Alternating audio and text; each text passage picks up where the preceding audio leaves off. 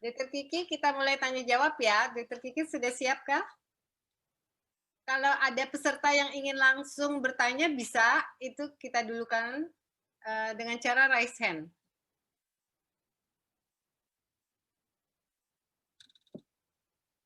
Dokter Kiki sudah ada?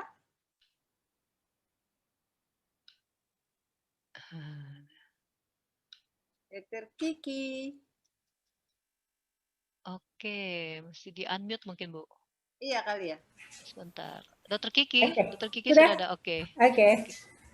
Bisa di stop share-nya Bu Sonya biar Baik. saya bisa melihat semuanya. Ya, saya akan stop share. Silakan Dokter Kiki. Gitu. Lebih kelihatan. Ada Pak Sugianto. Yang lain masih ngumpet-ngumpet. Pak Sugianto nggak ngumpet ya Pak ya. Selamat sore Pak. Ada yang mau bertanya langsung nggak nih Bu Sonya? Saya belum lihat ada yang raise hand Bu Ferry, jadi silakan. Dari chat ada nih. Ya, di chat ada beberapa. Silakan langsung. Pak Sabam Butajulu, Dokter Kiki. Terima kasih sharingnya bagus. Saya banyak belajar. Saya ada pertanyaan nih. Bagaimana caranya memberikan hope atau harapan kepada tim kita, khususnya di masa challenging seperti sekarang ini? Remote leadership masih efektif, namun tim saya masih up and down dalam beberapa situasi. Iya nih Pak Sabam kelihatan sih wajahnya senyumnya, tapi ini fotonya nih, wajah yang benarnya belum muncul ya. Oke, Pak Sabam. Memang namanya manusia up. Ini Pak Sabam. Selamat sore Pak Sabam. Posisi di mana Pak? Posisi di mana Pak? Oh nggak dibuka ya? Saya harus mute dulu nih. Ya. Saya nih harus. Oke, silakan. Ya, monggo Pak Sabam. Posisi di mana Pak? Di Jakarta, Dok. Oh, Jakarta. Ya. Jadi pertanyaannya ininya gimana nih? Pastinya gimana nih? Monggo diulang. Jadi kita punya tim di tempat saya buat ini consulting company untuk transformasi restrukturisasi. Jadi yang diurus ini perusahaan-perusahaan yang sakit gitu. Karena sekarang kan posisinya supply demand terdisrupsi akibat krisis.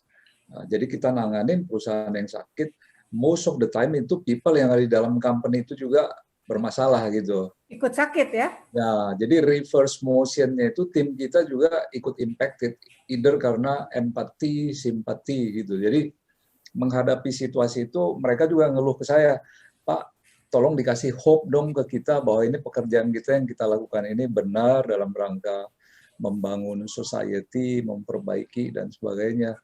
Ada masa di mana mereka dapat cycle yang bagus, semangat, but then suddenly drop.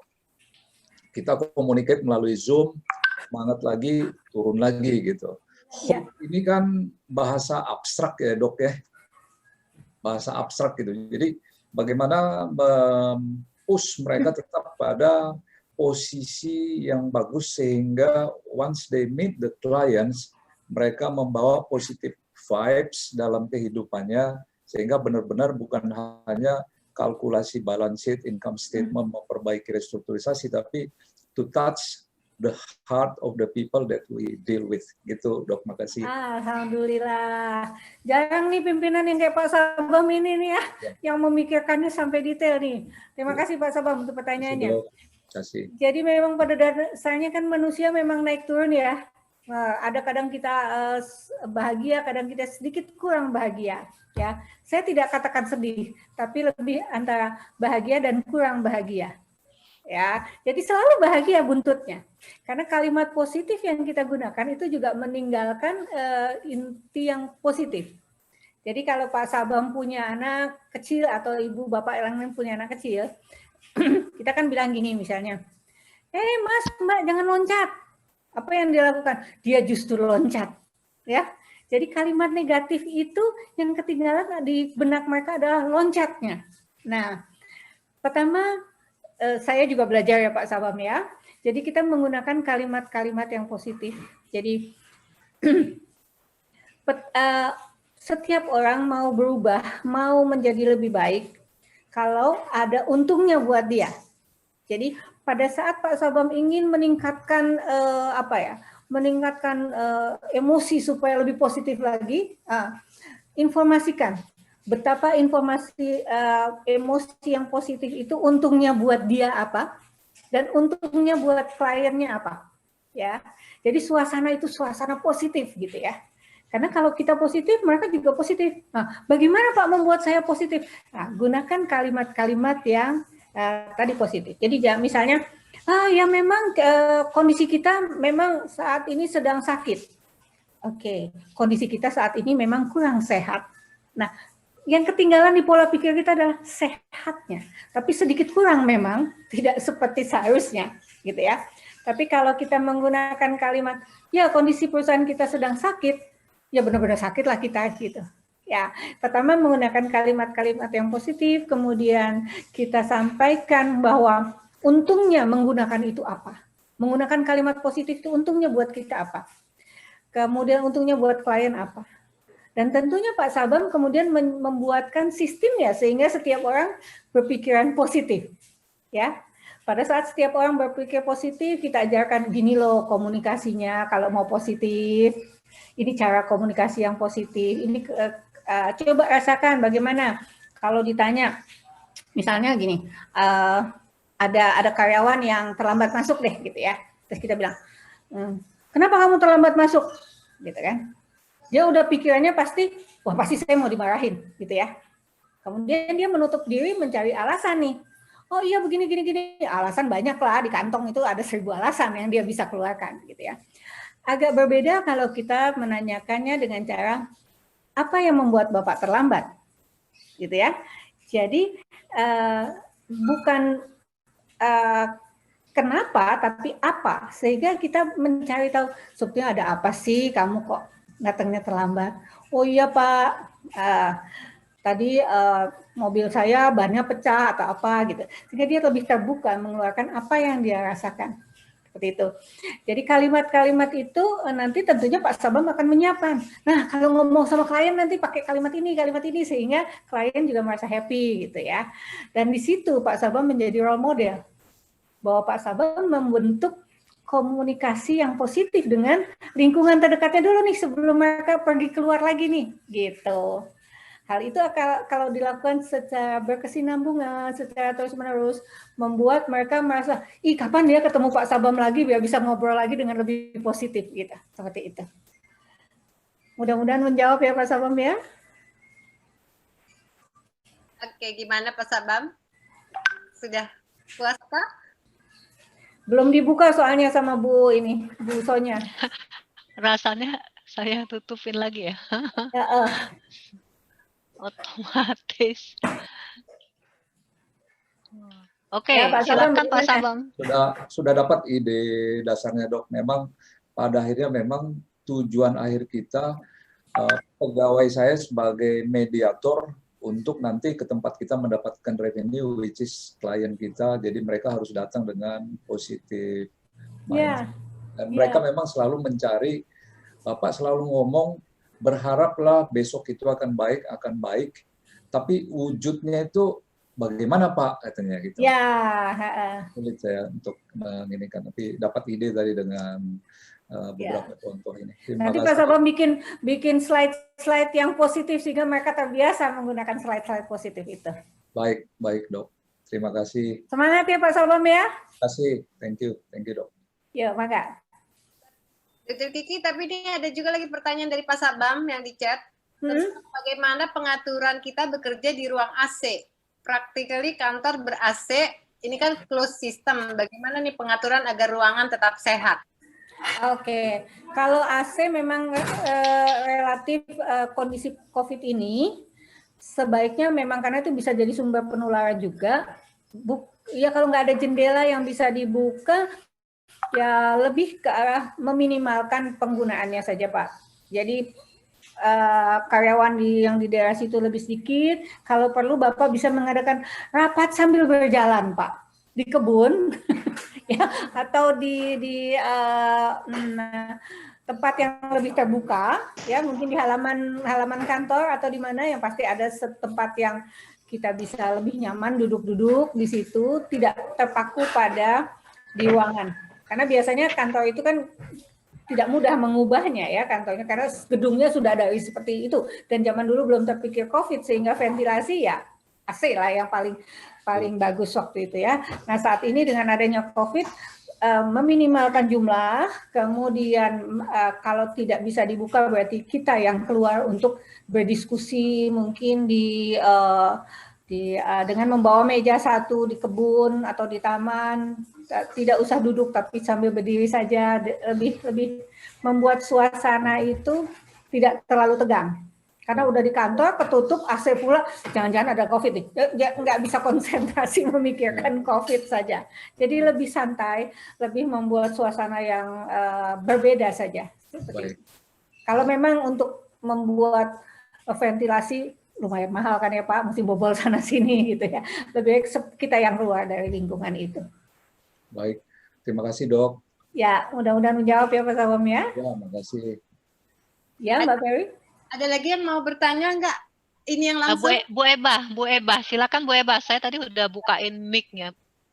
Bu Eba, silakan Bu Eba. Bentar ya, saya unmute dulu. Ini kenapa nggak bisa ya unmute-nya? Sebentar. Oke, Bu Eba, silakan Bu Eba. Loh kok ditutup? Silakan Bu Eba. Bu Eba Endo, ayo Bu, mangga Bu. Kok ditutup lagi nih? Nggak bisa. Bu Eba jangan diklik Bu, saya bantu Ibu yang unmute dari sini. Oke. Silakan Bu. Cuman mau tanya gini Bu Dokter Yang Kiki. Eba mana ya cantiknya ya? Kok nggak kelihatan ya? Videonya She is your beautiful Bu Eba, Bu Dr. Kiki. Ya Bu Eba. Halo. Halo Dok. Ya. Halo. Ya. Halo. Ya. Halo Dok. Ya betul Bu, silakan. Udah ya Dok ya. Pertanyaan saya tadi udah Dok. Bagaimana caranya kita kalau ngadepin orang yang bawaannya tuh negatif aja gitu, kita kasih jadi ada aja gitu yang nah itu gimana tuh Dok? Kalau bawaannya negatif aja berarti Ibu mesti dikutuk yang positif ya supaya supaya lebih nyaman. Jadi memang pola pikir kita memang tidak bisa selalu sama ya Bu ya. Jadi di awal tadi seperti tadi Ibu lihat presentasi saya membuat definisi happy itu apa sih gitu kan. Healthy itu apa sih? Padahal kan semua udah tahu kan happy itu apa gitu ya. Tapi di sini kita perlu menyamakan. Yang kita sebut happy itu apa ya, Bu? Yang kita sebut healthy itu apa ya? Yang kita sebut rumah itu apa? Yang kita sebut lokasi kerja itu apa? Karena kalau frekuensinya sudah sama, nah baru kita di situ bisa mulai memasukkan ide-ide kita yang insya Allah positif. Kalau frekuensinya belum sama, ya itu tadi. Kalau yang satu frekuensinya rendah, satu frekuensinya tinggi, apapun yang kita ucapkan selalu membuat dia merasa, itu kan kamu, bukan saya, gitu. Tapi kalau frekuensinya sama, dia akan mengatakan, oh iya benar juga yang Ibu Eba bilang ya, karena tadi kan definisinya seperti ini, tentu sama ya. Ambil jalan pertama Bu, pada saat mau mengambil hatinya dulu, adalah itu tadi, kasih tahu positifnya apa buat dia. Karena dia akan mendengarkan kalau Ibu mau memberitahukan untungnya buat dia.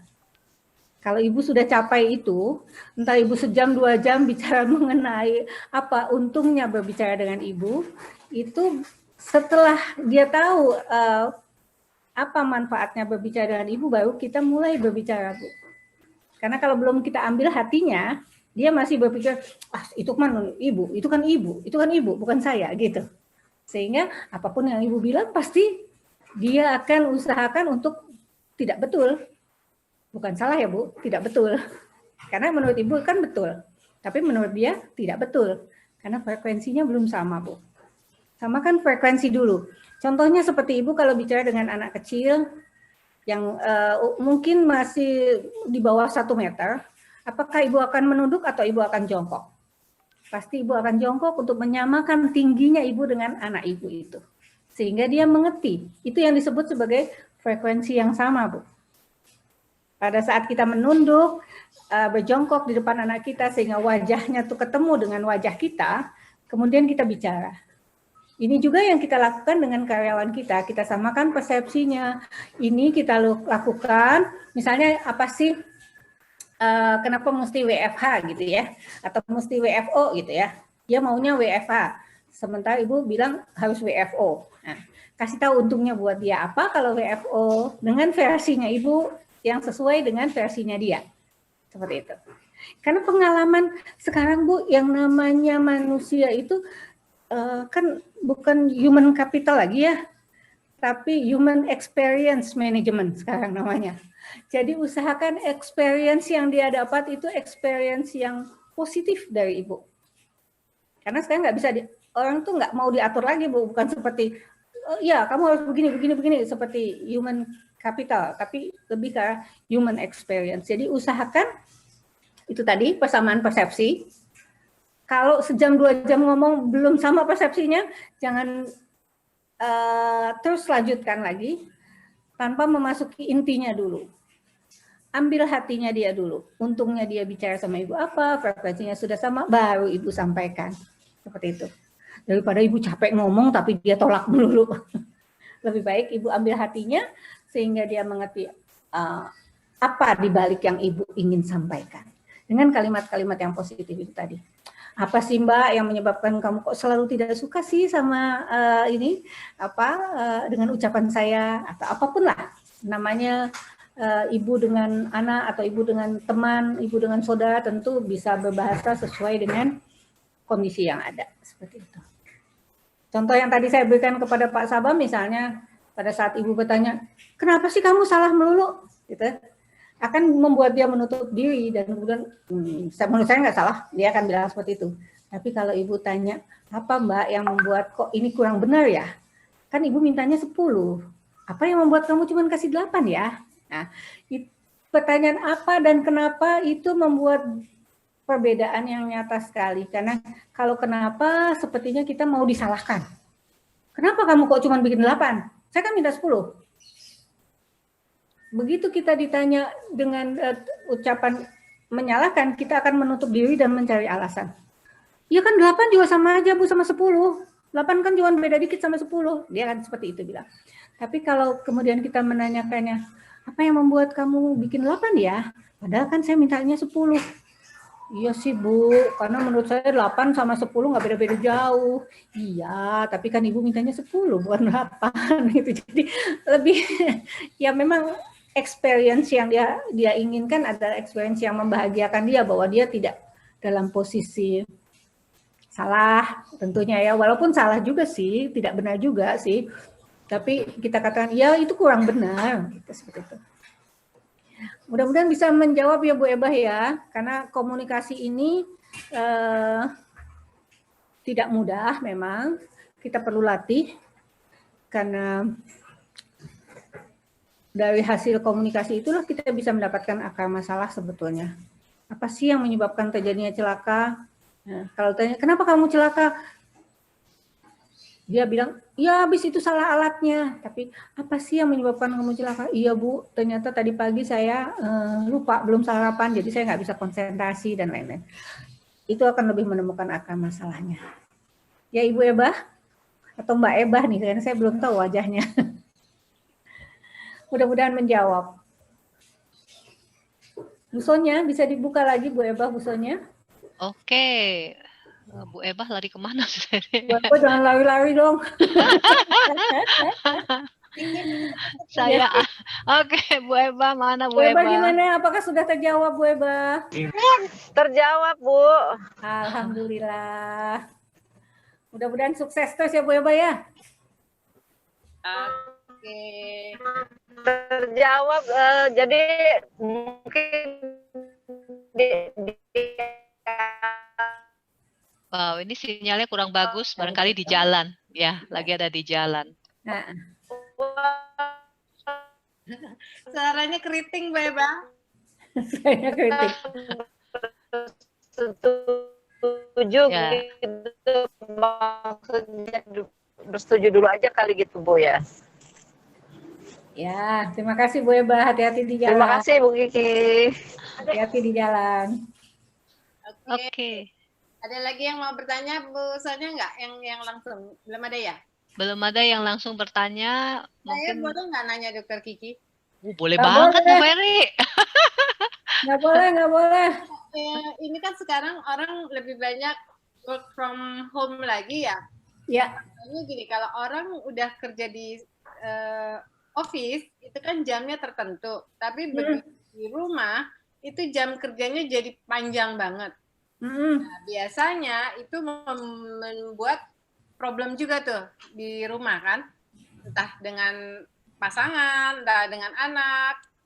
Udah gitu juga biasanya intonasi nada-nada suara itu kan pasti tinggi tuh. Nah, gimana cara mengantisipasinya? oke. Sebetulnya sih kerja di mana aja tetap harus ada istirahatnya ya. Iya. Jadi minimal setiap 2 jam kita menghentikan kegiatan kita untuk mencari suasana yang berbeda. Jadi emosi kita tidak terlarut dalam suasana kerja yang monoton selama kepanjangan. Setiap 2 jam kita minta jeda untuk melakukan suatu kegiatan yang lain, entah itu minum, entah itu ngobrol sebentar, kita 5 menit dengan pihak di luar tempat kita kerja ya. Dan sebetulnya memilih untuk bekerja berkepanjangan atau tidak berkepanjangan itu keputusan kita sendiri. Kalau kita pikir keluarga kita membutuhkan untuk lebih banyak kita berdiskusi pada malam hari dengan mereka, ya jam kerjanya cukup di stop sampai di situ. Karena yang namanya pekerjaan itu akan membuat kita produktif kalau kita happy. Bagaimana kita bekerja dengan happy kalau yang di sebelah ngomel-ngomel gitu ya. Ini kerja melulu nih, kapan saya dihubungi gitu ya. Jadi kita buat perjanjian hasilnya. Seperti saya contohnya nih, karena memang tidak mudah itu.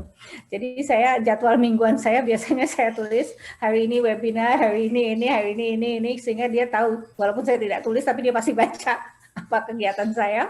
Dan kemudian kita bikin janji kapan kita nonton film, ya nonton filmnya juga di rumah di TV ya.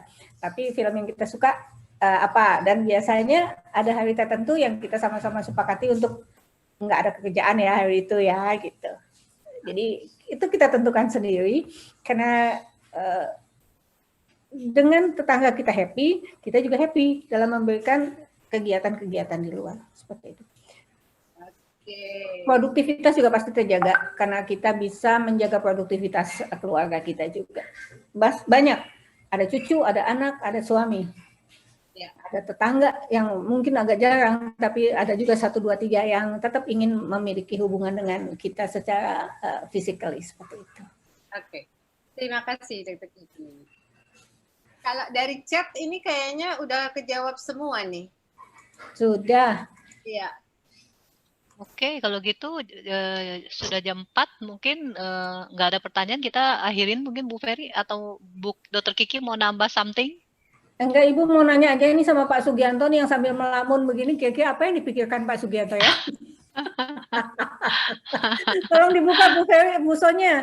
Pak Sugianto Oke. nih. Pak Sugianto kayaknya dari Blitar deh Bu, dari Jawa Timur deh Bu.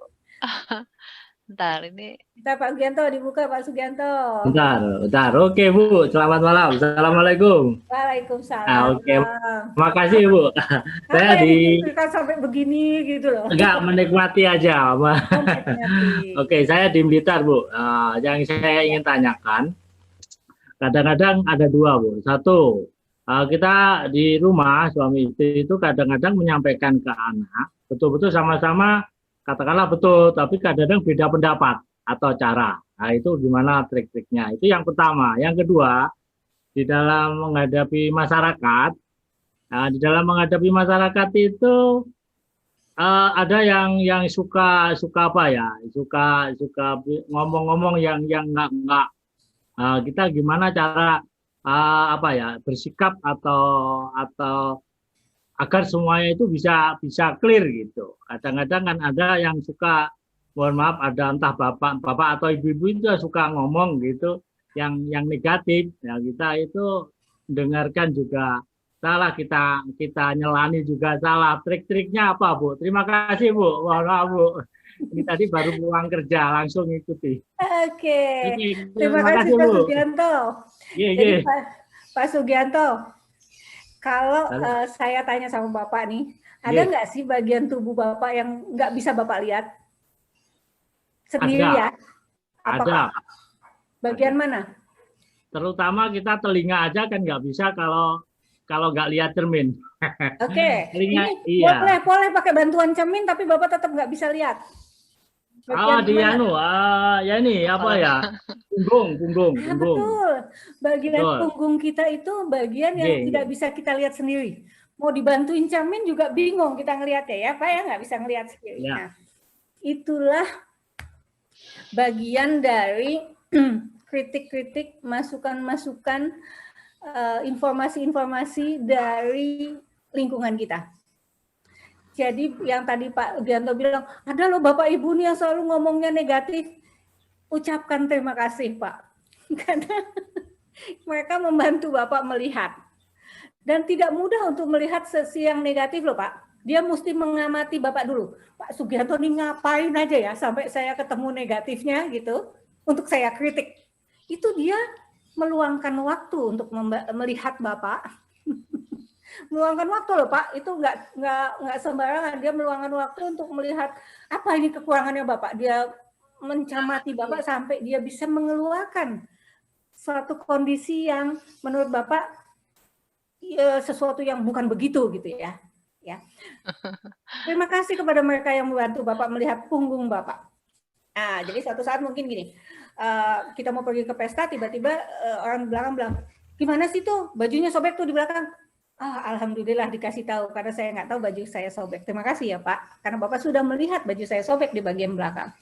Jadi ucapkan terima kasih kepada setiap kritikan. Kemana ya perginya Pak? Pak ini tadi ya. Ya, ngilang tadi. Jangan hilang Pak. Ya, jadi Pak Sugianto, ucapkan terima kasih setiap masukan, baik itu masukannya tidak nyaman, masukan nyaman, karena itulah bantuan yang Bapak terima dari lingkungan Bapak untuk melihat apa yang Bapak tidak bisa lihat. Dan dia memeluangkan waktu untuk membantu Bapak melakukan hal itu. Jadi betapa mereka justru membantu kita untuk melihat sesuatu yang tidak bisa kita lihat ya Pak Sugianto ya. Oke, setelah kita melihat itu sebagai sesuatu yang positif buat kita berterima kasih bahwa dia memperlihatkan kita sesuatu yang kurang baik bagi kita, dan ternyata itu kurang benar. Pak, tadi sih sebetulnya bajunya bukan robek, memang sengaja saya lobangin, kan itu baju model masa kini, jadi memang lobang. Nah, oh jadi bukan robek ya Pak ya gitu, suasananya jadi happy gitu. Tapi kalau dibilang bajunya robek, emang gak robek? Oh, itu kan nah, jadi kan nggak senang. Jadi be positif, ucapkan terima kasih untuk masukannya dan katakan apa yang sebenarnya menurut versinya Bapak. Sehingga akhirnya frekuensi Bapak dengan penggemar Bapak itu tadi, itu penggemar loh Pak, kalau sampai bisa ngelihat yang kurangnya dari Bapak. Penggemar Bapak itu bisa frekuensinya positif. Kedepannya insya Allah dia akan memberikan masukan yang dengan cara yang lebih positif. Karena dia tahu Bapak menerimanya dengan positif. Nah, begitu juga dengan teman di sebelah Pak. Teman di sebelah juga kepengennya selalu dianggap positif kan. Nggak ada orang mau ngaku, ya saya salah. Nggak ada. Pasti bilang, saya benar. Oke. Apakah dua-dua benar, tapi kok berlawanan? Yuk kita cari jalan yang benar, yang betul-betul benar. Seperti itu. Namakan frekuensi dulu, Pak. Apa sih yang dimaksud Ibu seperti itu? Apa sih yang dimaksud saya seperti ini? Apa sih tujuannya? Tidak ada orang tua yang tidak sayang sama anaknya. Pasti sayang. Tapi sayangnya memang berbeda, Pak. Soalnya ibunya kan yang ngelahirin, Bapak kan nggak ngelahirin, jadi beda pasti. Gitu. Nah, gitu. Jadi sama seperti saya bikin perjanjian sama suami saya, yang boleh mukul anak saya cuma saya ya, karena saya yang ngelahirin. Kata suami saya, lah jadi saya ya bilang ke saya kalau anak saya nakal, nanti saya cubitin deh untuk kamu. Ini kata Bapak kamu nakal, saya cubit ya, gitu. Nah itu perjanjian Pak. Karena memang frekuensi yang perlu disamakan menurut saya. Frekuensi apapun, selama itu menjadi pilihan Bapak berdua dengan Ibu, itu yang terbaik. Mudah-mudahan menjawab ya Pak Sugianto ya. Oke, terima kasih Ibu. Jadi nggak begini lagi ya. Yakin baru pulang kerja Bu ini tadi Bu. Oke. Ya, terima kasih. Mohon materinya Bu ya dikirim. Oke. Ya, yuk. Monggo. Dalam juga nih Dokter Kiki ya. Iya, nih ada Pak Bambang nih, Pak Bambang Wisaksono ya. Silakan Pak Bambang mau Oke, bertanya. Pak Bambang. Sore Bu, terima kasih Bu. Mungkin saya pertanyaannya kaitannya sama yang nggak dibahas Bu, kebalikannya. Kalau Ibu dari tadi membahas itu kan sebagai kita karyawan atau kita yang bekerja itu happy dan healthy ya. Ya. Nah, sekarang kebalikannya Bu. Gimana supaya karyawan kita ini tidak menyusahkan perusahaan? Ya, kita lihat begini ya Bu ya. Sampai saya pernah lihat film House of Cards, itu Presiden Amerika. Nah, itu di tengah-tengah masa jabatan dia punya penyakit yang membahayakan aktivitas dia sebagai kepala negara, presiden. Nah, kita di negara kita sendiri juga sama, Bu. Itu seorang presiden, wakil presiden aja sebelum diangkat, dia udah menang pemilu juga kan harus tes kesehatan. Ya, Bu ya. Nah, Iya, betul. Nah, di kita juga ada itu karyawan sebelum masuk tes kesehatan, ada psikotesnya dan lain sebagainya. Nah, tapi ada, kalau saya lihat akhir-akhir ini ada yang mungkin nggak bisa nampak gitu, ya calon karyawan kita ini, padahal dia bekas aktivis yang ya kayak sekarang ini lah suka demo yang nggak pakai mikir. Nah, itu kan hal-hal yang tidak terlihat, saya yakin nggak akan kelihatan itu di tes-tes untuk masuk ke pekerjaan itu gitu. Nah ini bagaimana kita dari sisi perusahaan bisa mendeteksi hal-hal seperti itu, Bu? Oke. Ya ini menantang nih Pak. Tapi insya Allah nih, saya share pengalaman aja ya berarti ya. Karena sebagai seorang dokter, kita juga posisinya di tengah ya Pak ya. Tidak membela perusahaan, tidak membela pekerja saja gitu ya. Jadi harus di tengah nih. Kalau perusahaan memang perlu perbaikan alatnya, ya perbaiki dong supaya karyawannya sehat. Nah kalau karyawannya udah sehat, ya kerja dong yang benar seperti itu ya. Jadi kita di tengah-tengah. Hal itu yang saya lihat adalah pertama saya memperlihatkan sesuatu yang positif bahwa perusahaan itu sudah melakukan ABCD loh untuk karyawannya gitu ya. Tapi kalau misalnya dia mau tetap demo juga, kaki saya yang sebelah adalah berada di serikat buruh walaupun kita tidak mengikuti sebagai anggota serikat buruh, sebagai pimpinan atau sebagai pengurus, tapi kita adalah anggota serikat buruh, ya sebagai dokter ya. Jadi kita, saya posisinya berada di manajemen juga berada di serikat pekerja. Jadi saya sampaikan kepada serikat pekerja hal-hal yang sudah dilakukan oleh perusahaan. Misalnya perusahaan sudah melakukan ABCD ya, kalau ABCD ini tidak terjadi, kamu tidak akan mendapatkan hal-hal seperti ini. Contohnya misalnya, kamu kan sudah lakukan pemeriksaan kesehatan secara berkala nih untuk tahu supaya kamu tetap sehat. Coba perusahaan nggak ngerjakan, kamu akan bisa jadi sakit. Kalau sudah sakit kemudian perusahaan akan gampang mengeluarkan kamu, dalam arti kata banyak yang menggantikan kamu. Sementara kamu sebagai anggota keluarga, nggak ada penggantinya loh. Kamu seorang bapak yang tidak ada gantinya buat anaknya. Tapi buat perusahaan, kamu adalah seorang karyawan yang bisa digantikan oleh siapa saja. Jadi ayo bantu perusahaan itu untuk bisa bekerja bersama-sama. Kalau kamu melakukan, oh pokoknya saya nggak mau tahu, pokoknya harus naik gaji, harus ini, harus itu. Oke, kita minta naik gaji, siapa sih yang nggak kepengen naik gaji? Ya, tapi ayo kita lihat. Kalau kemudian gaji ini mengurangi kemungkinan perbaikan alat ini, mana yang kamu pilih? Karena alat ini kan harus dibeli nih. Harganya sekian. Kalau harganya sekian kamu minta naik gaji juga tahun ini, apa yang kita bisa lakukan? Gitu. Karena ini rumah kita ya, rumah kita dalam arti kata perusahaan itu adalah ladang kita. Nah kalau ladang itu kita rusak, tentunya tidak bisa lagi berproduksi. Itu biasanya kalau sebagai orang yang netral itu mereka mau mendengarkan dalam arti kata, oh ya si ibu ini memang tidak berpihak ke sana dan dia tidak berpihak kepada saya juga, tapi mengatakan apa adanya. Teman-teman yang punya suara vokal itu biasanya kelihatan oleh kita, sebetulnya kelihatan, tapi kita tidak bisa tunjuk dia sebagai ABC, tapi kita tahu ini nih yang menggerakkan, ini yang membuat seperti itu. Dan biasanya itu setelah satu kegiatan kita lebih mendekati, dalam arti kata seperti Pak Sugianto tadi, masukan kamu sebetulnya seperti ini nih, bagus loh gini, tapi bagaimana kalau caranya seperti ini? Itu adalah amat sangat personal, amat sangat personal sekali, Pak. Karena kalau Bapak katakan ada orang, tapi kalau saya katakan tidak sebanyak yang kita pikirkan, mungkin satu jari kita, satu tangan kita saja, itu mungkin tidak sampai segitu. Jadi kita tahu persis siapa, dan jumlahnya juga kita bisa tahu kok.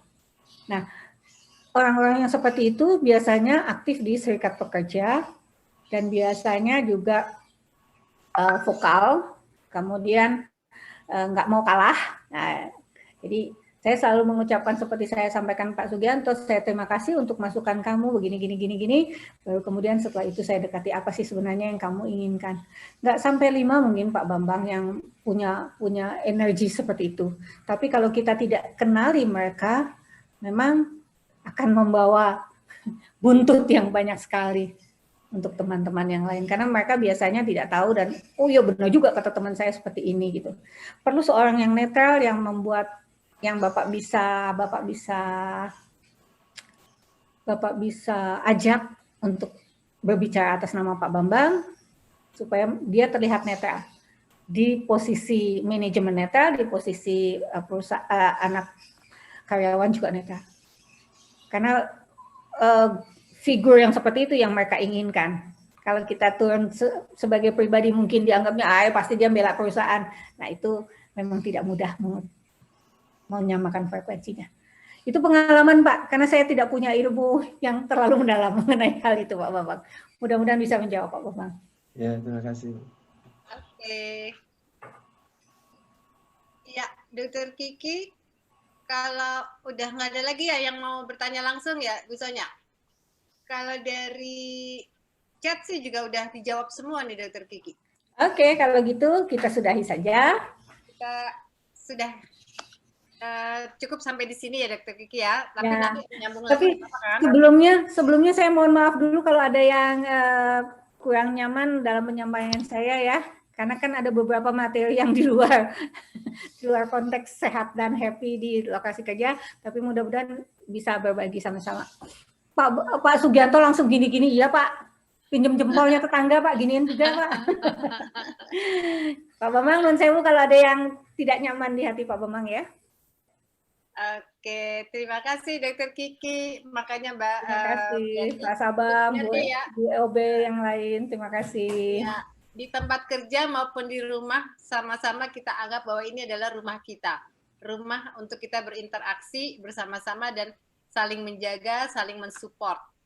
Saya rasa terima kasih banyak Dr. Kiki atas paparannya hari ini yang sangat-sangat berguna buat saya dan buat teman-teman semua yang ikut.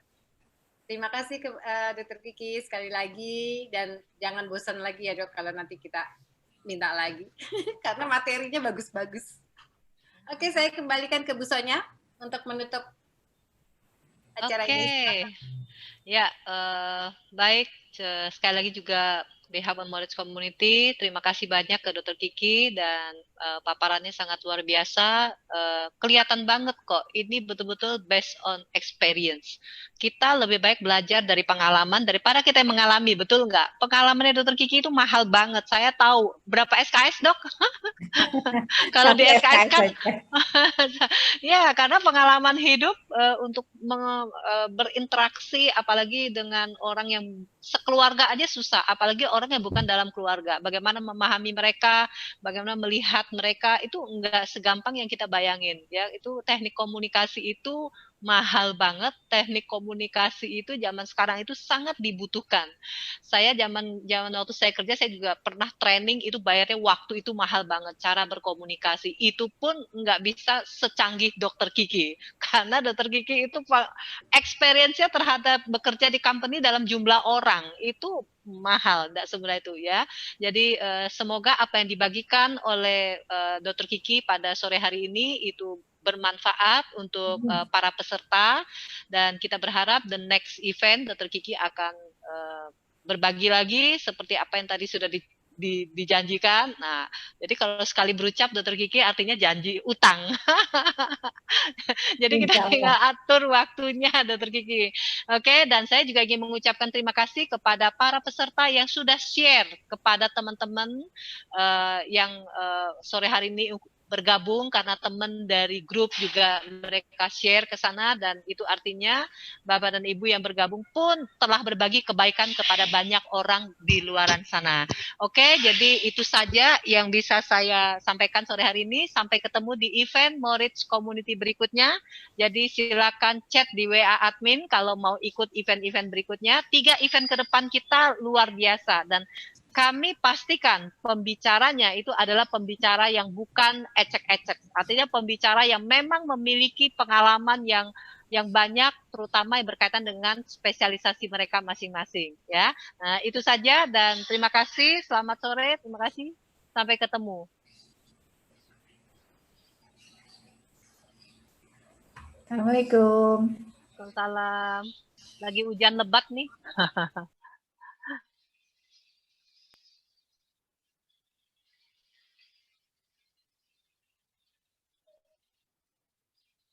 Dr. Kiki, ini nanti di email ya, Dok?